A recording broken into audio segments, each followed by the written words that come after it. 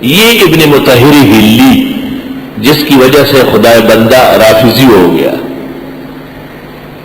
یہ پھر بادشاہ ترکیہ کے ساتھ ہوتا تھا، اور اس نے ایک کتاب لکھی، اس کا نام رکھا ہے منہج الکرامہ فی منصب الامامہ۔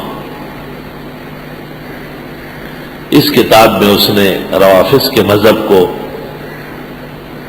آل رسول کا مذہب کہا ہے اور اس کو صحیح کہا ہے۔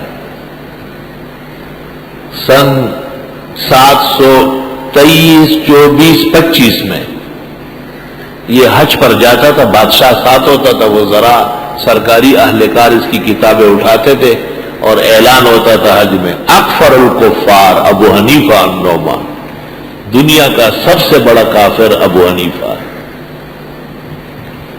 725 میں جب اعلان ہوا تو شیخ الاسلام ابن تیمیہ اپنے شاگرد ذہبی اور ابن قیم کے ساتھ موجود تھے۔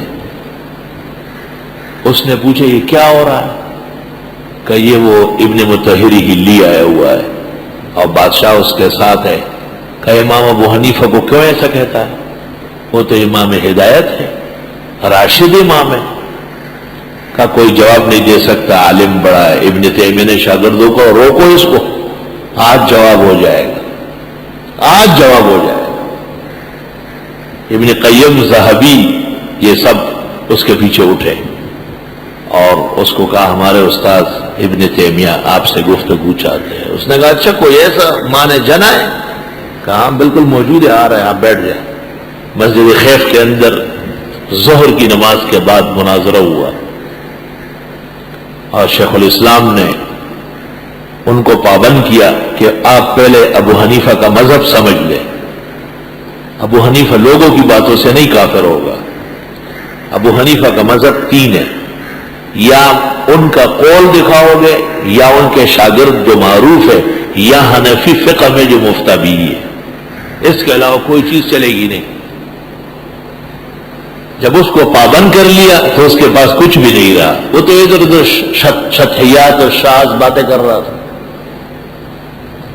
شیخ الاسلام نے اٹھ کر کے ایک تقریر کی امام ابو حنیفہ کے فضائل و مناقب پر، اور ثابت کیا کہ امام صاحب امت محمدیہ کا بہت بڑا سرمایہ ہے اور تمام ائمہ میں سب سے اونچا مقام ان کا ہے۔ ابن مطہری ہلی نے کوئی ٹوکی پھوکی کی، لیکن شیخ الاسلام نے دوسری تقریر کی، اور جب دوسری تقریر کے بعد ان کو کہا گیا کہ آپ آئے اور جواب دے دیں، تو جس جگہ بیٹھا ہوا تھا وہیں مردار ہو چکا تھا، روح نکل گئی تھی ابن مطہری ہلی کی۔